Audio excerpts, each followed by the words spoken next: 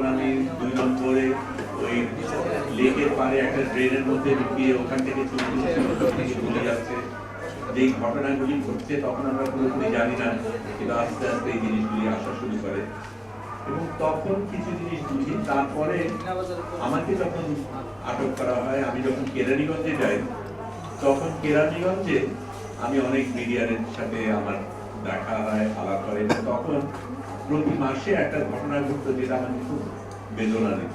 প্রতি মাসে কাশিমপুর থেকে শয়ে শয়ে মিডিয়াকে আনা হতো কেরানীগঞ্জে দান্দাবেরি করার।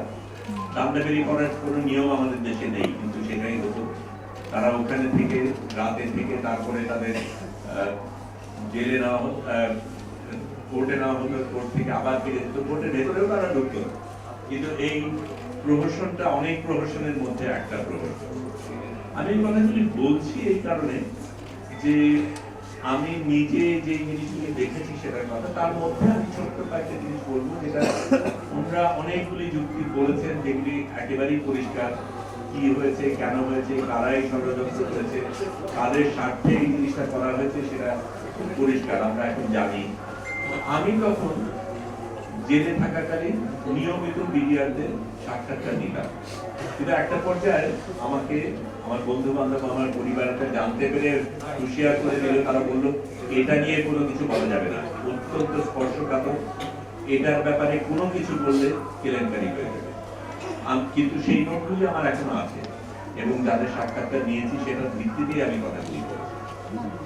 এটা পরিষ্কার যে যেই নিপীড়ক সরকারকে আমরা এত কষ্ট করে ঘটিয়েছি, এই নিপীড়ক সরকার কিন্তু তার ব্যক্তি স্বার্থে, তার দলের স্বার্থে এই জিনিসটা ঘটিয়েছে এবং আমাদের দেশকে ক্ষতি করার উদ্দেশ্যে, পার্শ্ববর্তী দেশকে সুযোগ দেওয়ার কারণে, তার প্রতিদ্বন্দ্বীদের দুর্বল করার জন্য এবং আমাদের বলিষ্ঠ একটা আর্মি এবং বিডিআর রয়েছে, তাদেরকে দুর্বল করার পেছনে এই চিন্তাটা ছিল। এবং এটা পরিষ্কার কিভাবে কারা করেছে, তাপস করেছে, তখনকার হোম মিনিস্টার যারা ছিলেন তারা করেছেন। এবং আমি তারপরে যারা তদন্ত করেছেন তাদেরও সাক্ষাৎকার নিয়েছি। এবং এটা ঠিক, এখন আমি এই কথা বলতে পারছি, তখন বলতে পারতাম না। কিছুদিন আগে 5ই আগস্টের আগে সেই সুযোগ ছিল না, কিন্তু আমার কাছে এটা একেবারে পরিষ্কার। তার সাথে আমি ছোট্ট কয়েকটা জিনিস বলি আপনাদের বোঝানোর জন্য কি ধরনের মানুষগুলি এই কারাগারে ছিল। আমি প্রথমে সূর্যমুখীতে ছিলাম, তারপরে আমাকে ডিভিশন দেওয়া হয়। ডিভিশনে থাকলে একটা সুবিধা হয়, একটা বিছানা থাকে, একটা মশারি থাকে, মশারির জাল থাকে। আমার মশারির জালটায় অনেক ফুটা ছিল।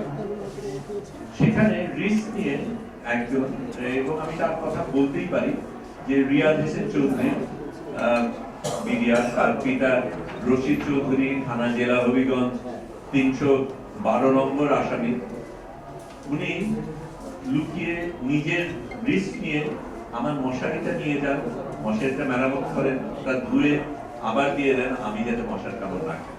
আমি দুধ খেতে পছন্দ করি বলে আমার জন্য দুধ নিয়ে আসেন। আমি এগুলি আমার জন্য করা হয়েছে বলে বলছি না, মানুষটা কিরকম ছিল সেটার কথা বলছি। আবার তার মাধ্যমে তিনি এখনো জেলে, এবং জেলে থাকার কারণে আপনাদের সামনে এই কথাগুলি বলতে পারছেন না। জেলে থাকার কারণে যার তিনি ব্যাটম্যান ছিলেন, মেজর শফিকুল ইসলাম, তার কথা বলতে পারছেন না যে সেই সময় শফিকুল ইসলামের স্ত্রীকে সে নিজের রিস্ক নিয়ে ওখান থেকে পালানোর ব্যবস্থা করে যাতে সে নিরাপদে বাইরে যেতে পারে।